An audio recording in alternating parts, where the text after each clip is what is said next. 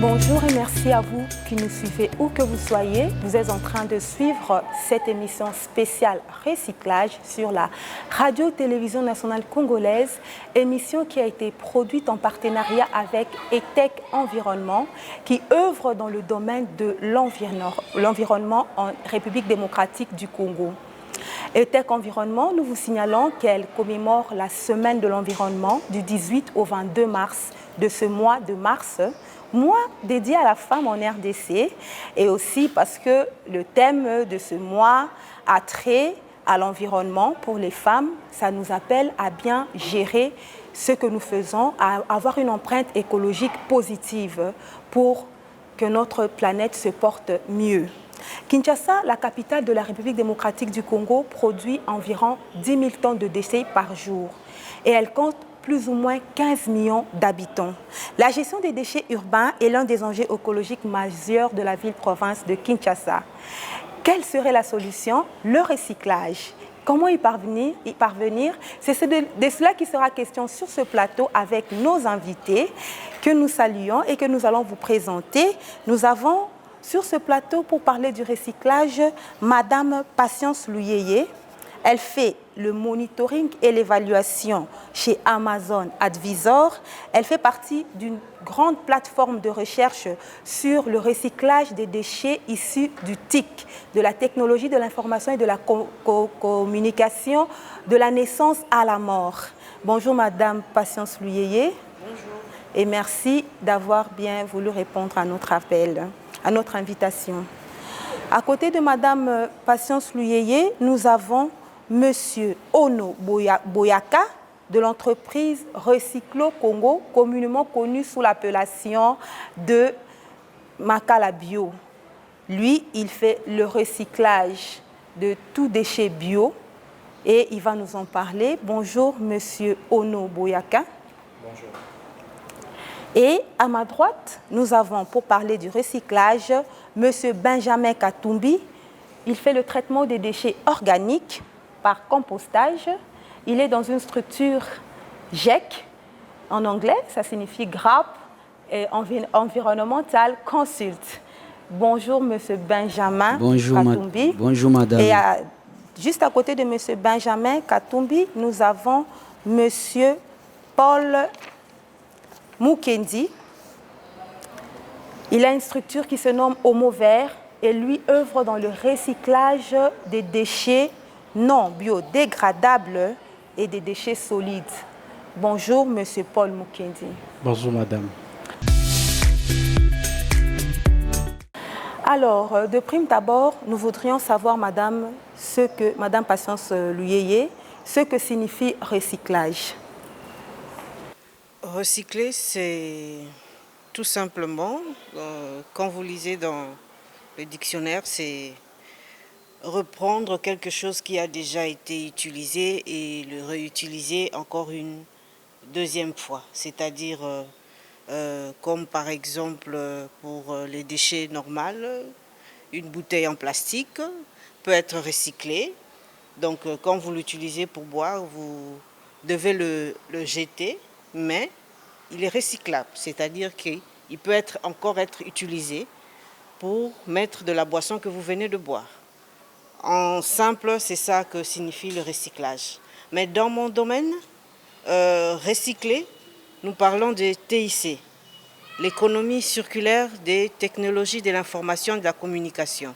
C'est-à-dire comment recycler tout ce qui est TIC, tout ce que nous utilisons pour communiquer sur Internet, les ordinateurs, les téléphones, les radios, les télévisions, tout ce qu'on appelle technologie de l'information et de la communication peut être aussi recyclé.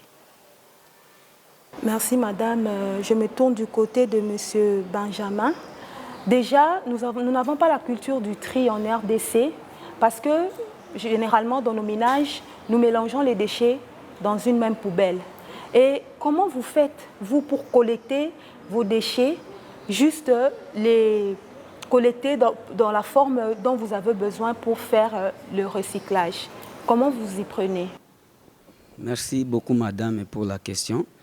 Vous savez, nous sommes dans un pays où la population congolaise n'a pas la mentalité de bien faire les tri au niveau de ces ménages. Et au niveau de notre ONG, quand même, nous nous forçons par rapport à la sensibilisation premièrement, de faire voir cette population-là qui n'est pas informée par rapport au tri, parce qu'avant de faire les collectes, nous faisons une collecte participative. C'est-à-dire nous travaillons en collaboration avec ces ménages-là et la population concernée. Et c'est-à-dire, nous avons des poubelles appropriées. Nous déposons auprès des ménages. Après, avant d'abord de déposer ces poubelles, nous les avons sensibilisés. Et nous parvenons d'abord à séparer les déchets, tout ce qui est biodégradable, dans une poubelle et l'autre non biodégradable dans une autre poubelle. Et ces poubelles seront étiquetées. Et quand nous passons, parce que nous avons une moto à 3 pneus et nous avons aussi une petite camionnette. Et parfois, ce qui pose des problèmes, c'est les moyens de transport. Et nous travaillons d'abord par rapport à nos moyens de bord. Et c'est pour cette raison, quand, par exemple, les tri n'est pas vraiment bien fait à 100% au niveau de ces ménages. Mais quand même, nous parvenons à récupérer certains ménages qui respectent et d'autres là qui ne respectent pas.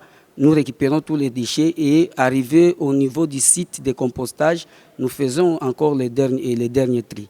C'est par rapport à ça. Et vous êtes localisé dans une commune parce que vous dites que vous n'avez qu'un véhicule à 3 roues et un véhicule à 4 roues pour toute la ville de Kinshasa, 24 communes. Bon, dans un premier temps, l'ONG est en collaboration avec l'université de Kinshasa. Et l'université de Kinshasa nous a donné un espace de 1 hectare à côté, en face du centre hospitalier Moamba. Et nous avons 1 hectare là-bas. Et c'est là où, dans un premier temps, nous acheminons tous nos déchets. Nous œuvrons, dans un premier temps, dans deux communes, la commune de Lemba et la commune de Makala. Nous récupérons les déchets du marché Fidi et nous récupérons aussi tous les déchets du quartier Makala. Et nous venons aussi dans la commune de Lemba, comme c'est à côté de l'université, nous avons le marché Mbanzalemba, nous récupérons tous les déchets du marché Mbanzalemba, et ainsi que du quartier Mbanzalemba, et y compris aussi le quartier Livulu. Ok, Monsieur Ono Boyaka, vous êtes dans l'entreprise Recyclo Congo, Makala Bio. Voudriez-vous nous partager votre expérience en ce qui concerne la collecte de déchets que vous allez recycler? Comment vous y prenez? D'accord, comme venait de dire mon prédécesseur, ce n'est pas tâche facile déjà de récupérer les déchets, du simple fait que ce n'est pas dans notre culture de trier le déchet avant de le mettre dans de poubelles. Alors, qu'est-ce que nous on a fait? Nous, on travaille qu'avec des collecteurs qui respectent, on va dire, la procédure. Vous savez, les types de déchets que nous recevons, alors, nous n'allons recevoir vos déchets que lorsque vous nous apportez les déchets triés et ce dont nous avons besoin. C'est une manière de dire à ces gens-là, auprès de qui nous recevons le déchet, qu'eux, à leur tour, doivent inculquer cette manière de faire auprès des ménages vers qui ils vont. Et puis, au-delà de ça, nous travaillons aussi avec les industriels, qui, avec eux, ce sont des entreprises. Il y a cette facilité-là de dire à leur service de déjà mettre de côté tel type de déchets pour telle destination. Et vous parlez des industries, déjà qu'ici à Kinshasa, il n'y en a pas beaucoup. Et puis les industries, c'est un type de déchets bien précis. Il n'y a pas de déchets biodégradables en général. Pourquoi ne pas aller de porte à porte vers les ménages? Parce que c'est de là que vient la majorité des déchets biodégradables. 50% des 10 000 tonnes de déchets produits par jour sont constitués de déchets biodégradables. À cette question, je vais vous répondre. Déjà, le déchet, quand on dit 9 000 tonnes, ce n'est pas seulement le ménage qui en produit. Et la plus grande partie, c'est produit par les industriels. Vous voyez. Alors, nous, on ne néglige pas le ménage, parce qu'on reçoit les déchets des ménages.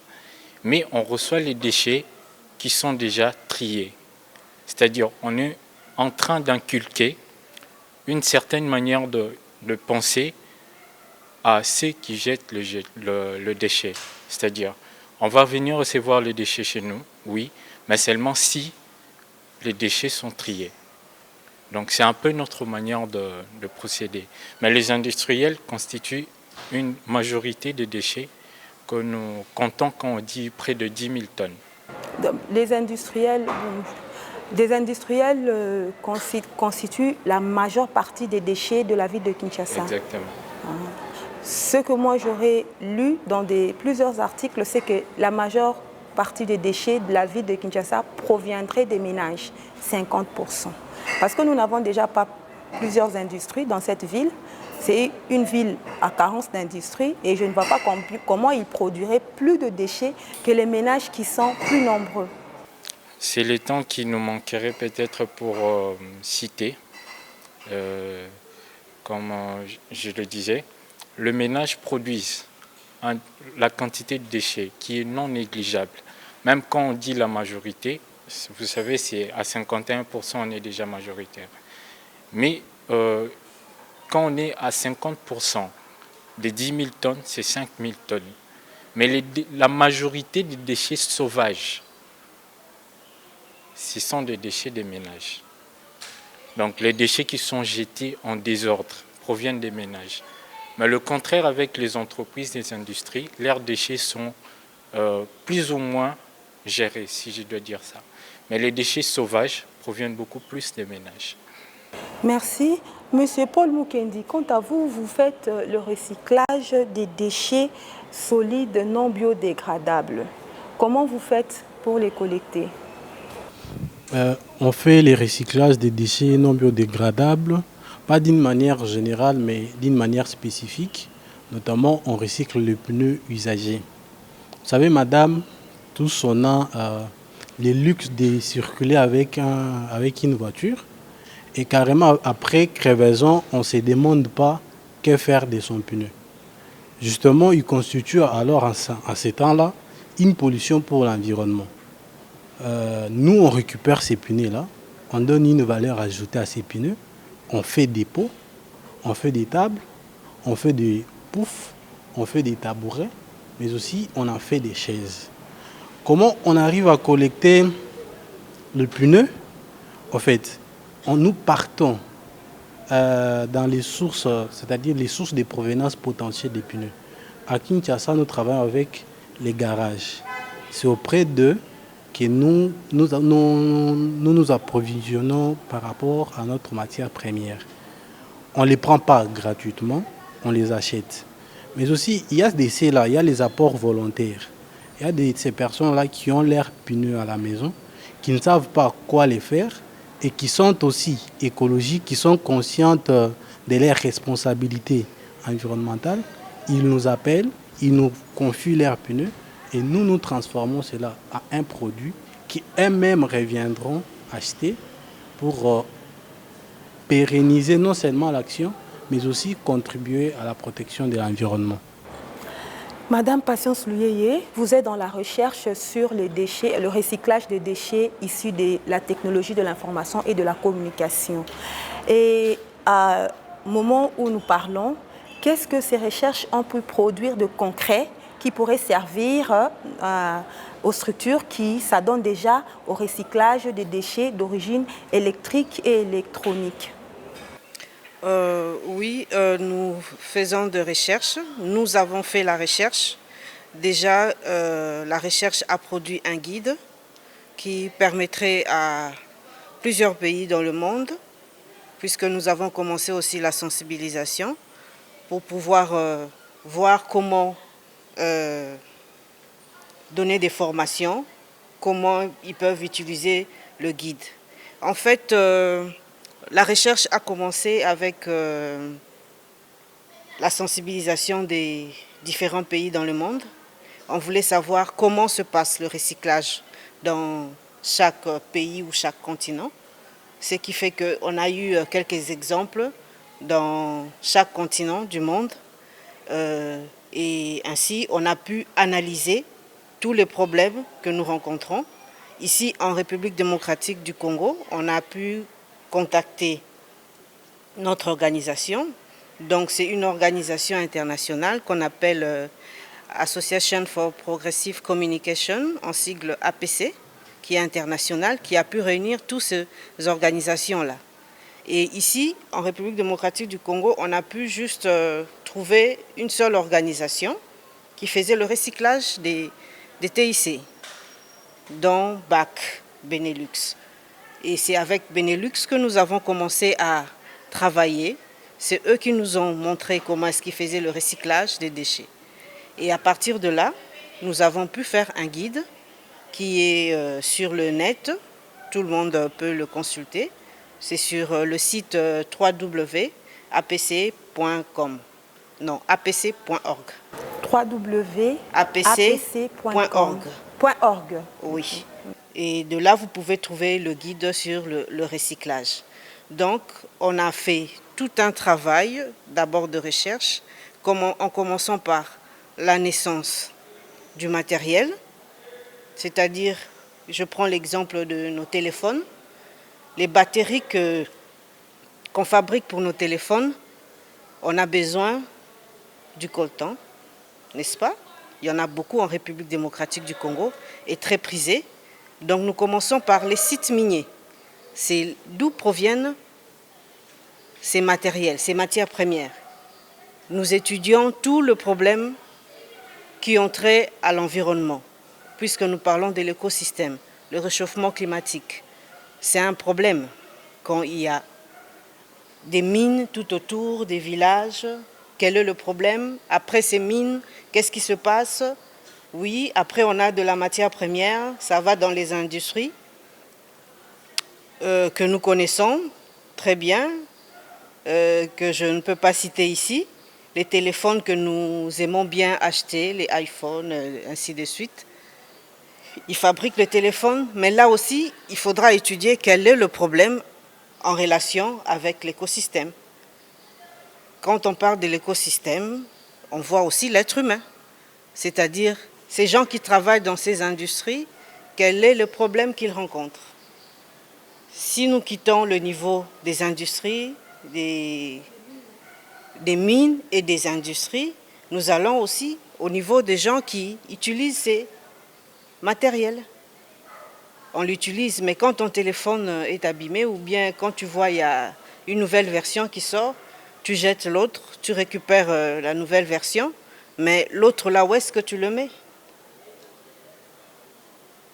Parce que si nous commençons à voir, quand nous avons commencé à avoir des portables, vous voyez les modèles qu'on avait, les anciens modèles, donc essayez d'étudier, essayez de voir où est-ce que vous avez mis votre premier portable, votre premier laptop, les premiers ordinateurs des desktops, où est-ce que vous les aviez mis?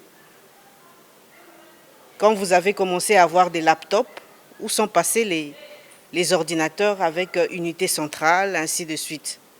Ils sont stockés dans des coins des cybercafés, ils sont stockés dans des coins des maisons. C'est de là que nous avons eu l'idée de faire un guide pour pouvoir montrer à la population comment recycler aussi ces déchets, puisque là, en ce moment-là, c'est devenu des déchets.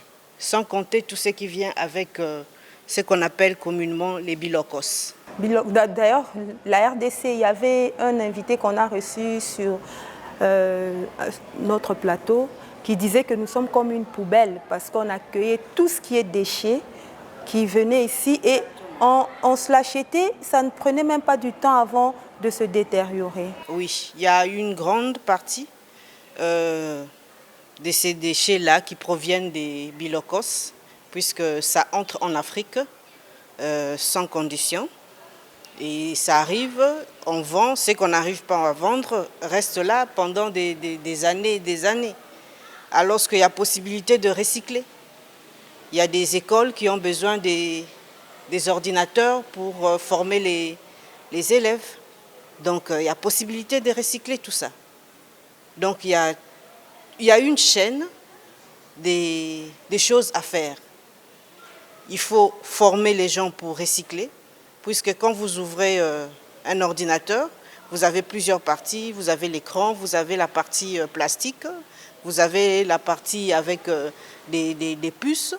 Tout ça, il faut connaître comment le recycler parce que vous ne savez pas recycler du plastique, mais l'autre sait recycler les pièces qui sont dans l'ordinateur. C'est un peu ça. Mais ce n'est pas donné à tout le monde de le faire. Lorsque vous dites que vous avez élaboré un guide qui est sur le net, mais ce n'est pas moi, Marie-Reine, qui irait lire ce guide et qui me mettrait directement à recycler. Oui. À qui est destiné ce guide? Quand j'ai parlé de guide, tous les experts qui sont ici, je suis sûre qu'ils sont déjà intéressés par rapport à ça. Mais nous avons contacté les organisations, comme je venais de le dire tout à l'heure. Nous avons travaillé avec BAC, Benelux. Donc, ils sont intéressés puisqu'ils sont même cités dans le guide, puisque le travail a commencé aussi avec eux. Donc, le guide permettrait à ceux qui seront formés de pouvoir former aussi les autres. Monsieur Benjamin Katumbi, traitement des déchets organiques par compostage. Quelles sont les difficultés que vous rencontrez en faisant ce recyclage? Nous en avons beaucoup parce que dans le domaine des déchets, ce n'est pas facile. Ce n'est pas facile, premièrement, tout ce que nous faisons, ça demande les moyens financiers. Et au niveau de l'ONG, on n'est pas à mesure d'étendre l'activité dans d'autres communes parce qu'on est un peu limité. Premièrement, sur les moyens financiers. Deuxièmement, par rapport aussi au manque de matériel. Troisièmement, je n'ai pas parlé, quand nous allons, je ne sais pas s'il y aura les problèmes qui concernent les terrains, les problèmes aussi des outils de travail. On n'en a pas assez. Et nous les faisons aussi manuellement. Et si nous voulons, à notre niveau, nous voulons à ce que nous puissions faire ça à grande échelle. C'est-à-dire, s'il y a des gens qui sont intéressés, la ville et d'autres ONG nationales qu'internationales, pour soutenir toute personne qui œuvre dans les domaines de recyclage des déchets, des déchets en général, il serait mieux. Parce que l'ONG que nous nous en occupons à notre niveau, les difficultés d'abord, nous travaillons avec par exemple les engins.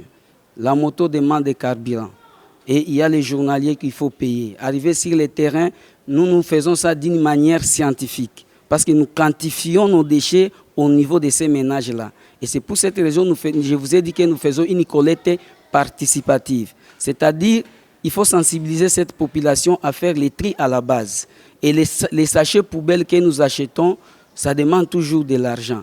Donc, l'ONG est butée aux problèmes financiers. Si nous avons, par exemple, des financements, franchement, si vous arrivez, parce que par jour, nous parvenons quand même à collecter au moins 500 à 800 kilos de déchets par jour, des déchets organiques. Et parce que quand nous faisons les tri, l'ONG a des orientations. Moi, je m'en occupe seulement de tout ce qui est organique pour faire le compostage. Et à notre niveau, nous parvenons quand même à recycler deux types de déchets. Nous recyclons aussi les déchets plastiques, c'est-à-dire les bouteilles plastiques et les sachets pour la fabrication des pavés. Et si vous arrivez au niveau de chez nous, au site là-bas, vous trouverez, nous avons assez de pavés. Et c'est-à-dire, il y a même les gens qui cherchent des pavés qui viennent toujours acheter. Et si nous avons les moyens de bord, vraiment, nous pouvons faire ça à grande échelle. Mais pourquoi vous ne vendrez pas vos pavés puisque les plastiques, il y en a partout dans cette ville? Vous en produisez en quantité suffisante, vous les vendez pour vous autofinancer? Normalement, nos pavés sont vendus. Pour preuve, je peux passer, comme nous avons sur les sites universitaires, si vous arrivez devant les bâtiments administratifs de l'université de Kinshasa, on a fait un monument de Monseigneur Luc Gillon. Vous trouverez tout autour de ces monuments-là, il y a les pavés. Ce sont les pavés fabriqués par nous, par les chefs de travaux Weya Manziken. Et c'est lui qui a fabriqué ces pavés-là. Et nous avons aussi nos techniciens pour poser ces pavés. Et on a toujours été en contact aussi avec l'OVD. Et ces pavés-là ne sont pas seulement fabriqués comme ça. Avant, par exemple, de vendre ça, nous passons par des tests de résistance au niveau de l'office des routes. Vous voyez un peu ça. Donc, nous le faisons d'une manière scientifique. Donc, l'ONG est capable de recycler tous les déchets de la ville de Kinshasa si nous avons les financements. Parce que l'intelligence est là, mais nous manquons seulement les moyens de bord.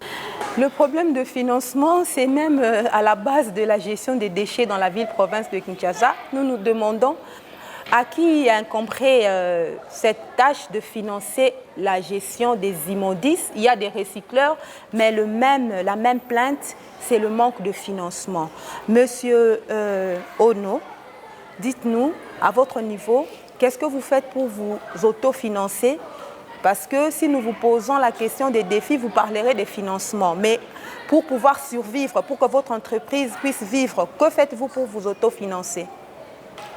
Bon, depuis le début, je peux dire, hormis bien évidemment les investissements que nous avons reçus de ça et là de partenaires, nous sommes toujours autofinancés par le produit lui-même.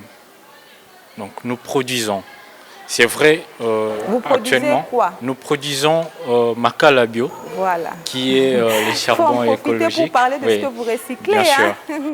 La RTNC vous ouvre la porte parce que vous œuvrez dans un domaine qui va aider à ce que la ville devienne plus salubre.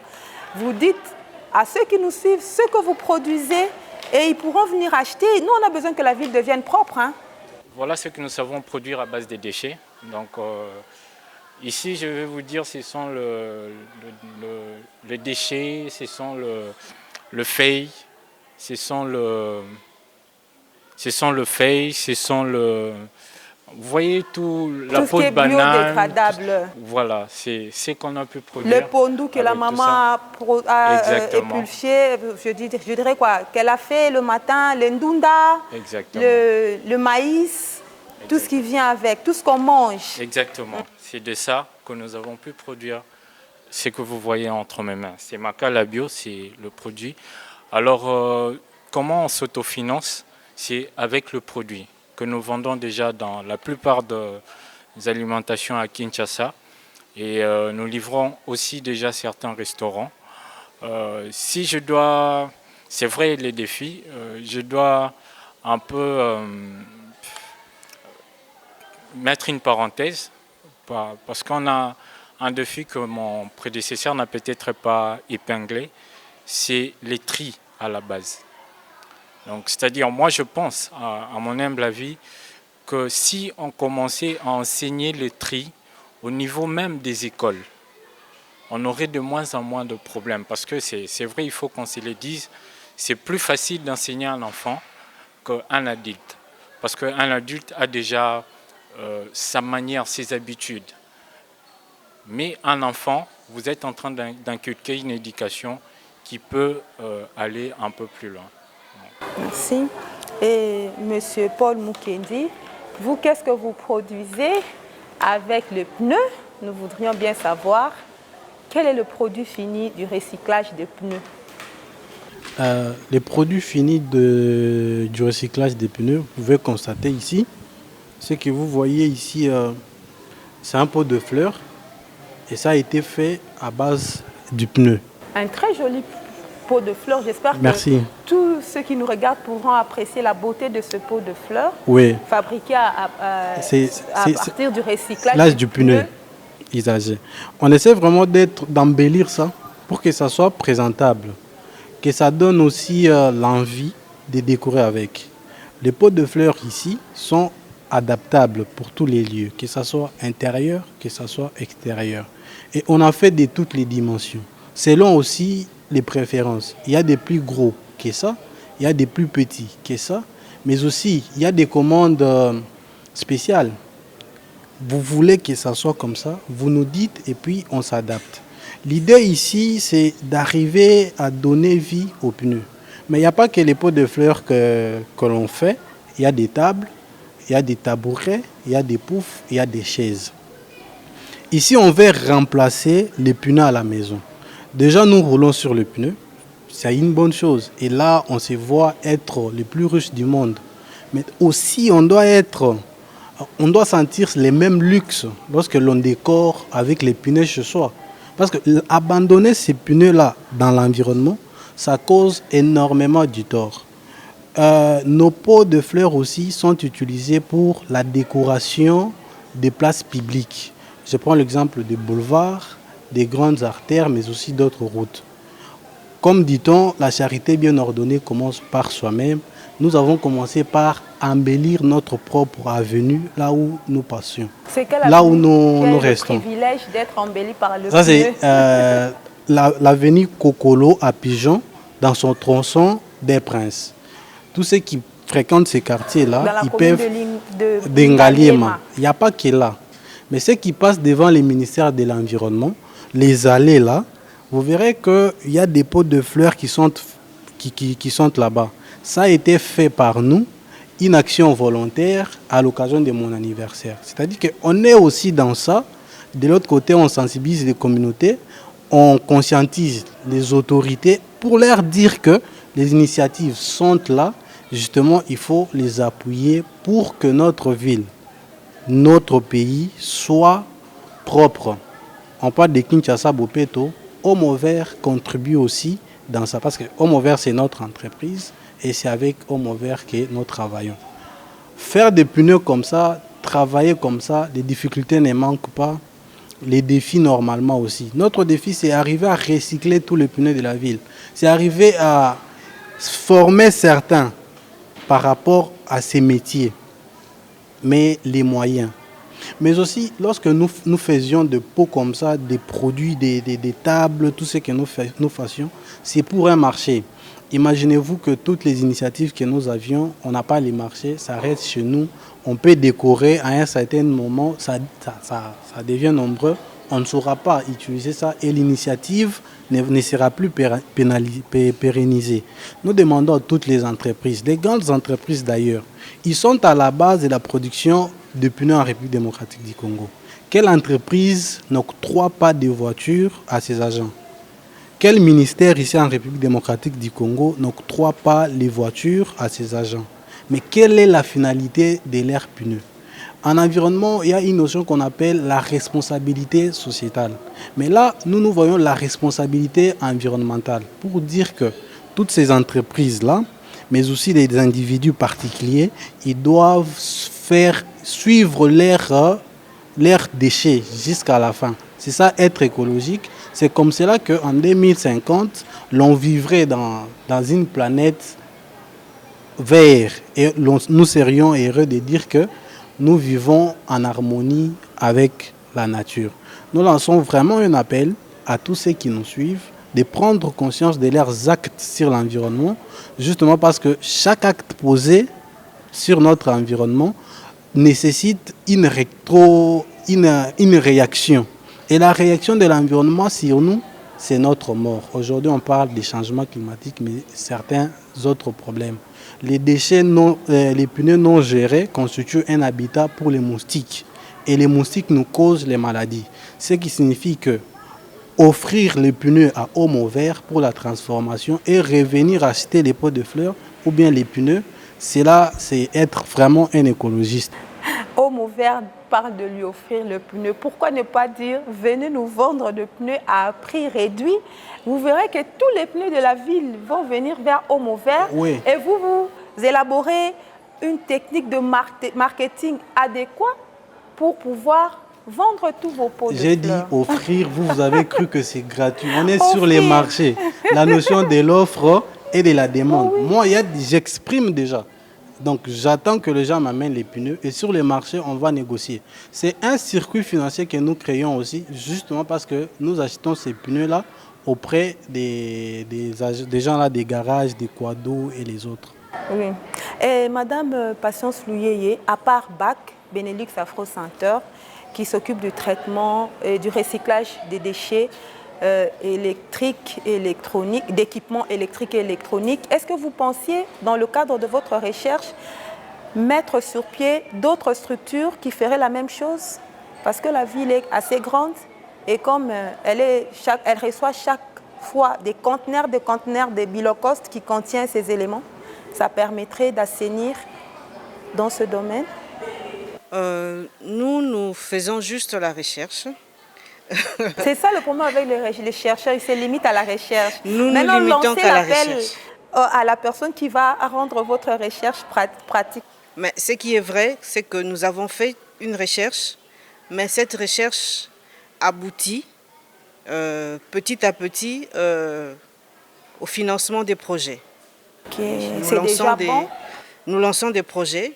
Ce n'est pas encore en général puisque les projets sont lancés au sein de l'organisation.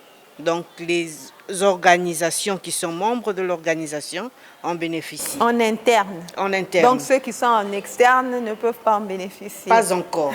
Je n'ai pas dit qu'ils ne peuvent pas en bénéficier, mais pas encore.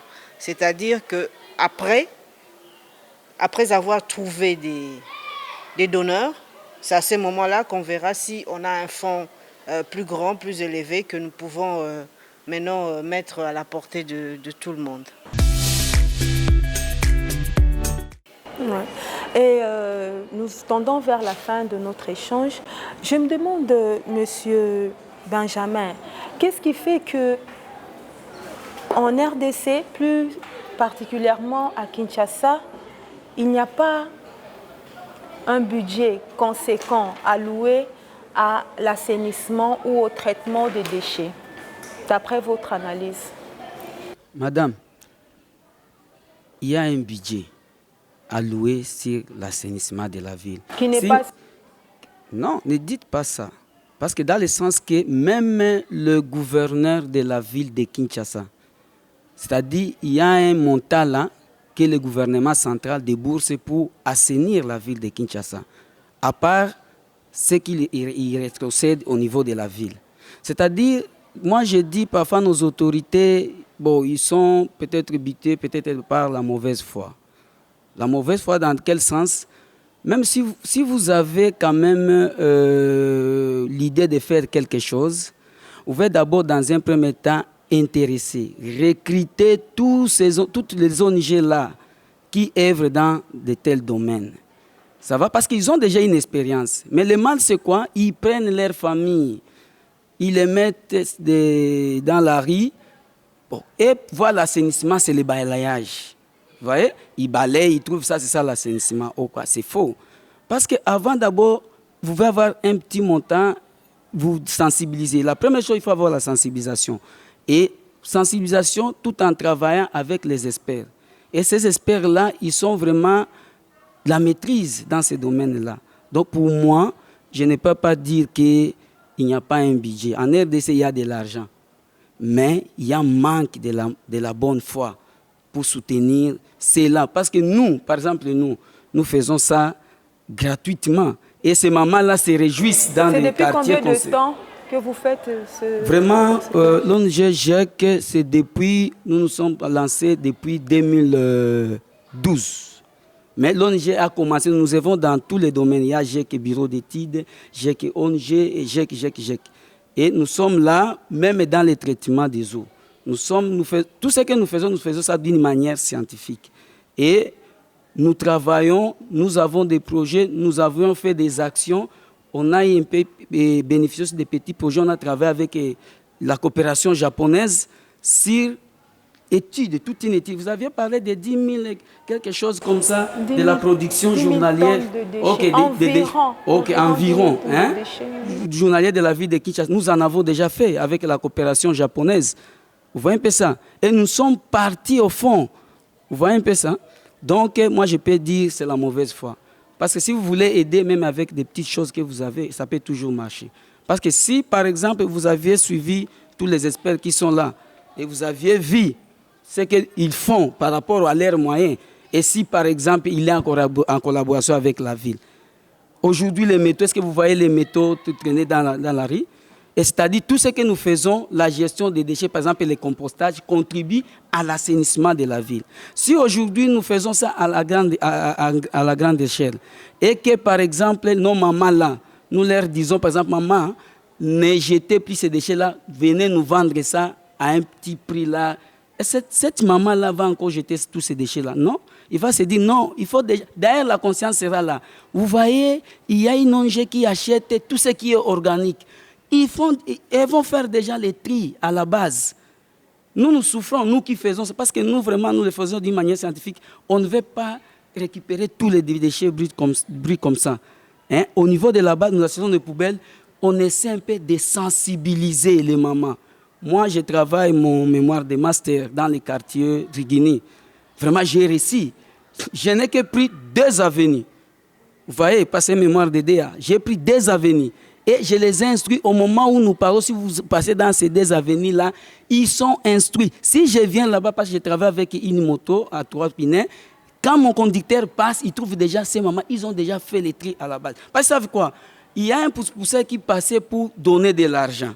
Et nous récupérons ça gratuitement. Et moi, je récupère gratuitement et il voit que je récupère. Mais les déchets, vous appelez déchets, nous, en environnement, ce sont des matières premières. Moi, je n'appelle pas déchets. Moi, je les appelle, ce sont de l'or. Vous avez vu à côté, non? Transformons nos ordures en ordures. Ça, c'est une idée. Oui, c'est de l'or. Parce qu'à partir de ces déchets, vous voyez ce qui se trouve ici, vous voyez les macala bio, vous voyez les composts, vous voyez les pavés. Et aujourd'hui, il y a des maisons qui sont construites à base de bouteilles plastiques. Oui, ça c'est transformons nos ordures en ordures. C'est l'un des slogans de ETEC Environnement, qui œuvre dans le recyclage et qui ménage pas d'efforts pour sensibiliser la population congolaise et quinoise en particulier au tri des déchets à la base. Ouais. Monsieur Ono Boyaka, nous voudrions que vous puissiez aussi passer un mot de sensibilisation en tant que recycleur des déchets à tous ceux-là qui nous suivent. Alors, déjà merci pour cette opportunité que vous nous donnez pour pouvoir passer un message. Si aujourd'hui nous amenons avec des produits, les gens peuvent voir ce que nous pouvons avoir à partir des déchets. Et moi je me dis toujours, si chaque personne, au moment où elle produit le déchet, et elle se pose la question de savoir où iront mes déchets produits, je pense qu'on aura de moins en moins le déchet sauvage que nous sommes en train de voir. Et chaque fois qu'on aurait besoin de se débarrasser de ces déchets, on sera en train de poser la question aux gens. Parce que moi, personnellement, quand les éboueurs passent, je pose la question pour savoir, mes déchets, vous prenez pour aller avec où? Déjà, vous enlevez votre part qui pourra être transformée en macala bio. Oui, parce et le reste... Oui, nous on se promène avec les déchets pour aller avec à l'usine. Ça nous arrive. Donc, si tout le monde pouvait se poser la question, j'ai dit tout le monde, tout le producteur de déchets, que ce soit industriel, ménage, hôpital, tout le monde, hôpital, que toute personne, physique ou morale, qui produit des déchets, commence à se poser la question de savoir où vont mes déchets. Je pense qu'on aurait développé une certaine conscience générale et on aura de moins en moins des déchets sauvages tels que nous le voyons à Kinshasa. Ça fait très mal des fois. Vous êtes là, vous avez des avenues qui sont inondées. Pourquoi? Parce que une maman qui se décide de jeter sa poubelle dans le caniveau. Ouais. Et ça bloque. Les conséquences sont innombrables. Au-delà de la chaleur, au-delà de tout, nous vivons déjà des conséquences avec des inondations, de maladies. La pollution des eaux. Exactement. Donc nous sommes nous-mêmes en train de nous tuer. Et si on prenait conscience et par un simple fait de trier ces déchets, les tri c'est simple, c'est juste séparer ces déchets selon leur nature. Peut-être que quand on dit tri, les gens ne comprennent pas. Séparons juste nos déchets. Ceux qui pourrissent et ceux qui ne pourrissent pas. C'est ça, c'est que ça veut dire organique et organique biodégradable ou non biodégradable. Justement ça. Ok, Paul Mukendi, vous êtes dans Homo Vert, recycle les pneus. Homo Vert a beaucoup de difficultés parce qu'il n'a pas de preneur de pneus. Et que voudriez-vous dire à ceux qui vous regardent pour amener un plus à votre recyclage? Oui, ceux qui nous suivent doivent prendre juste conscience et prendre leurs responsabilités à main. Primo, je m'adresse aux autorités. Justement, on cherche à ce qu'il y ait des initiatives extraordinaires qui vont venir peut-être de l'Orient ou bien de l'Occident. Mais justement, au Congo, quand même, il y a les gens qui réfléchissent et qui font tout pour que ces pays se développent. C'est mon cas. On se bat chaque jour pour que l'opération Kinobopeto puisse avoir aussi un sens. C'est dans ce sens-là que nous les rappelons de pouvoir d'abord commencer à soutenir nos initiatives. Le marché public est tellement vaste par rapport à ces projets de pneus. Ça, c'est premièrement. Deuxièmement, on s'adresse à toutes les organisations, les ONG, que ce soit les ONG nationales ou bien internationales. Ils doivent savoir que leur organisation octroie les voitures et produit les pneus. Ils doivent aussi prendre leurs responsabilités à main en passant chez nous pour décorer leurs espaces avec les pneus. Les ménages aussi, ils ont leur part. Déjà, on peut vous joindre où? Parce que nous sommes vraiment à la fin. Oui, déjà, oui. Les gens en passant chez vous, où vous avez l'opportunité de vous vendre? Notre atelier est sur Congo Yassika, numéro 26, à Binza Pigeon, en Galiema. Pour ceux qui peuvent consulter notre page Facebook, c'est dénommé Homo Vert. Et Madame Patience, ceux qui voudraient avoir plus d'informations, ceux qui voudraient adhérer à ce réseau des chercheurs sur les déchets issus des TIC, comment ils peuvent vous joindre? Ils peuvent écrire sur le site, aller sur le site. Pourriez-vous répéter le site, s'il vous plaît? www.apc.org. Et Monsieur Benjamin, comment les personnes, par exemple, nous avons exposé vos difficultés, il y a une personne qui voudrait venir voir si réellement vous êtes dans le recyclage, parce qu'il existe de nos jours plusieurs recycleurs étiquettes. Ils apparaissent comme des recycleurs, mais lorsqu'on vient sur place, sur terrain, on rencontre qu'il n'y a rien de concret. Et lorsqu'ils veulent venir vous rencontrer, c'est où qu'ils viendront frapper à votre porte? Le monde a évolué.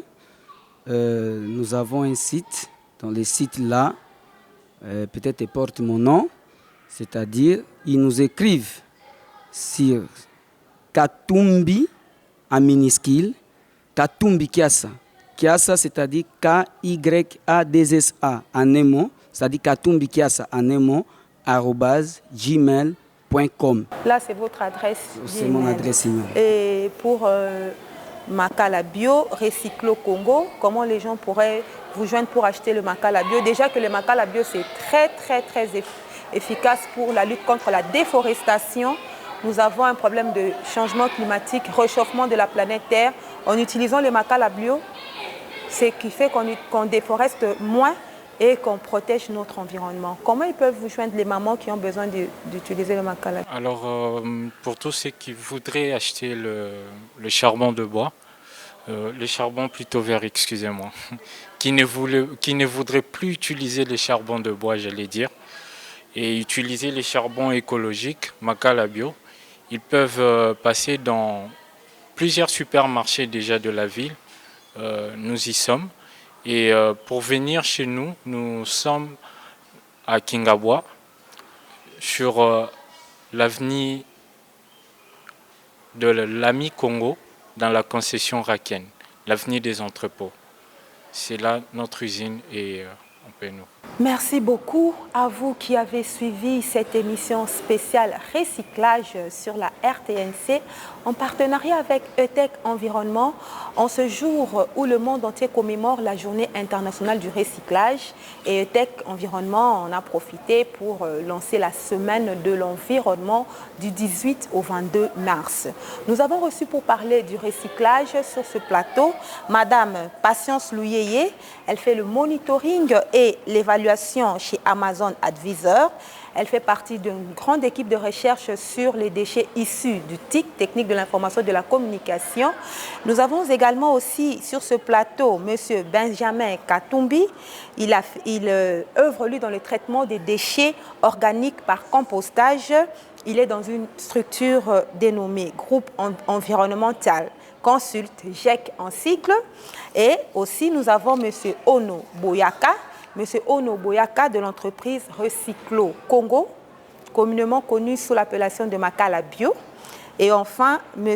Paul Mukendi, lui, qui recycle les déchets solides non biodégradables, les pneus, il les transforme en jolis pots de fleurs. Comme pour dire avec le slogan de ETEC Environnement, transformons nos déchets, nos ordures en ordures.